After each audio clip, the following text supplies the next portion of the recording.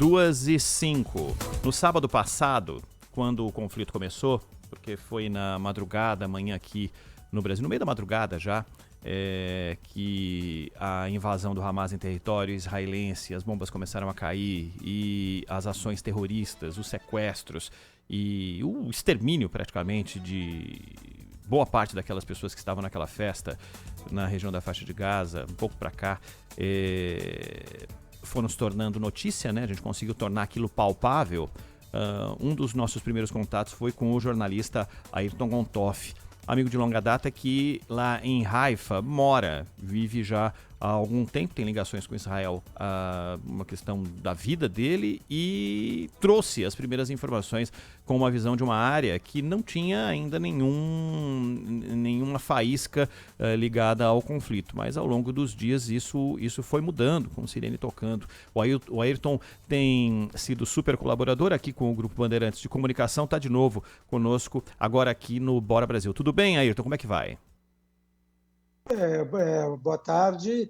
Aqui a situação está extremamente difícil, mas mesmo assim é sempre um prazer falar contigo, Ronald, amigo de longa data. Como é que tem sido, Ayrton? Porque quando nós conversamos, lembrando, você está em Haifa e era uma área, e você mesmo na tua palavra falou assim, aqui tá tudo tranquilo, nada aconteceu, tal. Mas só que os dias foram se passando e hoje você está falando num clima de tensão. O que aconteceu nas últimas horas e como é que vocês estão observando?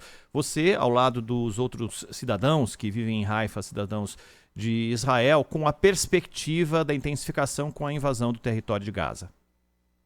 Antes de mais nada, é preciso dizer que mesmo antes, a população de Haifa e de todo o norte já estava muito tensa, porque, de uma maneira geral, a grande maioria dos israelenses que vivem no norte tem um filho que mora em Tel Aviv, tem um irmão que mora em Jerusalém, tem um primo que está em Beersheba, porque Israel é um país de pequenas dimensões territoriais. Então, as pessoas dizem até, eu tive um entrevistado que me falou assim, eu preferiria que estivesse caído bombas em Haifa, onde eu vivo, do que sobre a cabeça dos meus filhos. Então, essa tensão existia já aqui também, e por outro motivo também, porque a gente não sabe até onde que os terroristas chegaram.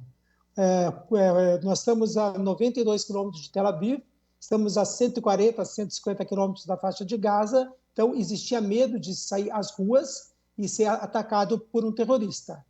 Além disso, também existia a percepção de que uma guerra começando na fronteira norte era muito difícil. Norte de Israel, sul do Líbano, onde está o Hezbollah. Hezbollah, para vocês terem uma ideia, é muito mais poderoso em termos de quantidade de armas do que o Hamas, quantidade de mísseis, e também em número de combatentes e muito mais experiente também, porque esses combatentes atuaram anos e anos na Síria. E praticamente todos os analistas internacionais diziam que não interessaria para Israel essa guerra, não interessaria nem para o Hezbollah e muito menos para o Líbano, que passa por um período terrivelmente catastrófico em sua economia e que recentemente, mesmo sem ter relações diplomáticas com Israel, fechou um acordo para a extração de gás. Mas, aos poucos, com o acirramento da guerra, a gente sempre sabe como uma guerra começa, mas não os seus desdobramentos, como que ela termina, começam a existir indícios fortes de que ela possa acontecer também na fronteira norte. Ainda existe alguma esperança de que seja apenas jogos de cena do Hezbollah, querendo mostrar que ele não abandona os seus irmãos do Hamas, que ele também atacou Israel, mas não houve nada ainda muito forte que faça ter certeza de que a guerra no norte também começará. Ayrton, e a perspectiva que vocês têm tido ao longo das últimas horas após o exército de Israel jogar os panfletos na faixa de Gaza com um aviso para que em 24 horas todos saíssem na direção de uma área mais segura e que não seria bombardeada. Como é que vocês aí observam essa perspectiva de que a qualquer hora o exército pode passar e entrar em território ocupado pelos palestinos? Este mais seguro também é inseguro e é muito difícil ter uma população tão grande fugindo para uma outra região em tão pouco tempo. Mas Israel, que muitas vezes fez uma doutrina que ela chamava de aparar a grama, que era entrar, atacar o Hamas, destruir parte da sua capacidade de contra-atacar e adiar por alguns meses ou alguns anos a sua capacidade de atacar Israel. Devemos lembrar que o Hamas tem como doutrina extinguir, eliminar o Estado de Israel, tornar o Estado de Israel inexistente. Mas dessa vez, com o grau de ousadia, com as cenas que aconteceram, com o número de mortos, que foi dia 7 de outubro, foi quando morreram mais judeus em um só dia, pelo fato de serem judeus e israelenses, morreram desde a Segunda Guerra Mundial.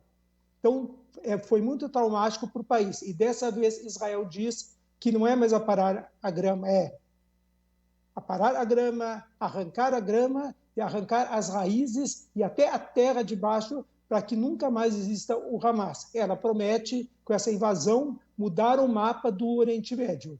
E faz parte da doutrina do exército israelense de atacar toda a infraestrutura antes, para que não existam tantos atiradores, destruir os prédios, derrubar bairros inteiros para que os tanques possam entrar. A faixa de Gaza é formada por exemplo, ruas estreitas, vivem mais de 2 milhões de pessoas naquele território pequeno e com prédios, com ruas estreitas, você entrar por solo causa muitas perdas no exército. Então, eles primeiro destruíram os prédios e agora os tanques têm espaço para entrar, mesmo que seja sobre escombros, estão me passando algo aqui urgente, deixa eu ver aqui.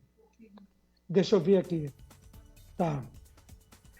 Tem uma notícia que ainda não está confirmada, que Israel acaba de entrar entrou em Gaza. Não, essa está confirmada, sim. Está confirmada, que Israel anunciou que ela entrou em Gaza, não uma invasão total, mas que fez várias ações para caçar terroristas e capturar e resgatar reféns. Ainda não tenho números, mas eu vou tentar checar ao longo da nossa conversa. Perfeito. A informação de Israel, oficial, infantaria e blindados que entraram em território da faixa de Gaza para operações específicas de tentativa de resgate de reféns. Ayrton Gontoff... Ronald, quando falam sobre permitir que haja ações humanitárias, que entrem comboios para levar água e alimentos para a população palestina, quando falam em liberar o combustível, que é importante, por exemplo, em hospitais, Israel é irredutível, diz. Somente isso será possível depois que todos os reféns forem libertados. É uma situação extremamente grave, o sofrimento da população civil, tanto no sul de Israel, talvez agora no norte de Israel de uma maneira mais intensa, e também da população da faixa de Gaza. Ayrton Gontoff, jornalista, que nos atende aqui na Rádio Bandeirantes. Ayrton, a gente se fala ao longo da programação. Um bom trabalho aí para você nessa sequência de acompanhamento de tudo que acontece nesse conflito. Um abraço, até mais. Abraço. Agora 2h14.